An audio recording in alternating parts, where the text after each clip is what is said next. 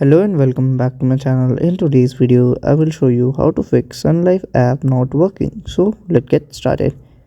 So here I can see the SunLife app. So if it's not working for you, then you have to follow these instructions. So first you will just open. So if it closes directly, then you have to press and hold it here.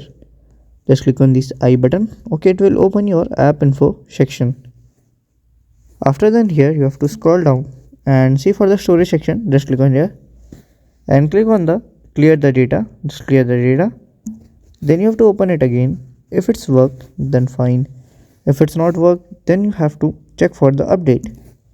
Just go to that Google search bar, or you can directly search for your Play Store also. So at here you have to search for Sun Life app. So here we can see the app. Okay. So from here you have to select the app, and from here you can directly click on the update button and you can update it and use it. So if you find this video helpful, make sure you like, subscribe and share the video. Thank you for watching.